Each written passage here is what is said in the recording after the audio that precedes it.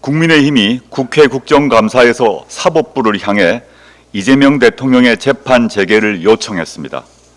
그런데 사법부는 가능하다면서 화답을 했습니다. 사법부가 재판 가능성을 열어둔 것은 재판권을 앞세운 실력 행사이자 국민 겁박입니다. 국민적 사법개혁 명령에 대한 항명입니다. 국민이 생방송으로 지켜보는 가운데 윤석열 정당과 조희대 대법원이 벌인 약속 대련에 분노를 느낍니다. 질문과 답변 형식을 빌린 짝짝꿍이었습니다. 이재명 대통령은 윤석열 검찰 독재 정권의 최대 피해자입니다. 적법 절차 위반과 허위 조작 수사와 기소, 그에 따른 재판은 결코 정당성을 가질 수 없다는 것이 국민적 합의입니다.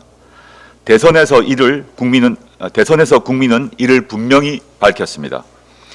이재명 대통령 사건의 본질은 검찰권 오남용입니다. 따라서 재판 중지가 아니라 공소기각과 공소취소가 맞습니다.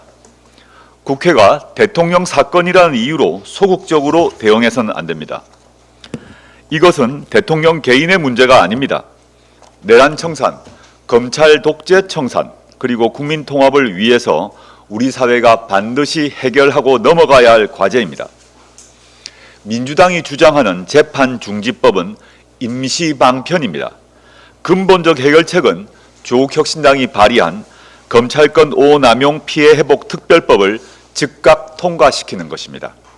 특별법을 통해 진상조사, 인적 청산, 피해회복 등의 3대 조치가 전면적으로 이루어져야 합니다.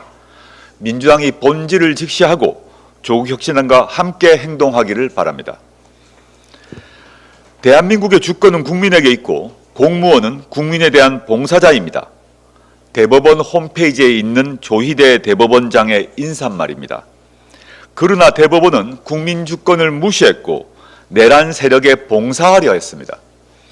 사법개혁을 위해서는 조희대 대법원에서 조희대를 지워야 합니다. 조희대 대법원장의 지휘하에서는 사법개혁은 불가능합니다. 그 이유는 3가지입니다. 첫째, 내란의 밤에 대법원은 계엄사령관의 지시를 따르려 했습니다. 둘째, 대선 개입 판결로 국민주권 박탈을 시도했습니다. 셋째, 대법원장은 인사권, 예산권, 행정권을 틀어쥐고 판사들을 통제하고 있습니다. 판사는 판결로 말합니다. 조희대 대법원장 체제의 판결이 점점 노골적으로 드러나고 있습니다. 최근 특검이 청구한 압수수색 영장과 구속 영장이 특정 판사들만 만나면 기각되고 있습니다. 이와 같은 지기현 현상을 끊어내는 것이 사법개혁입니다. 따라서 사법개혁을 위해서는 조희대 대법원장이 사퇴하고 법원행정처는 폐지되어야 합니다. 그럼에도 조희대 대법원장이 자진 사퇴를 하지 않는다면 국회는 탄핵 절차를 통해 사법개혁의 열차를 출발시켜야 합니다.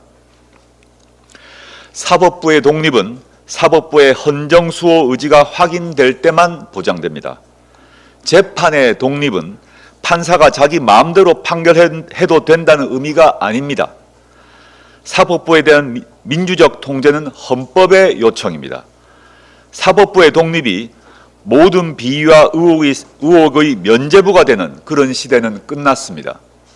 신뢰가 무너졌는데 독립을 요구할 수는 없습니다. 사법부는 스스로 그 신뢰를 회복하는 결단을 해야 합니다. 법복 입은 시민인 법원의 구성원들에게 강력하게 촉구합니다.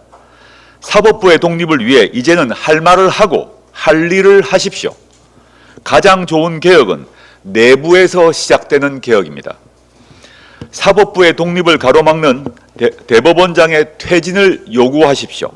그리고 자체 개혁안을 국회에 제출하십시오. 그러지 않고서는 국민의 신뢰를 회복할 수 없고 조희대의 그림자 안에서 계속 머무를 수밖에 없을 것입니다. 감사합니다.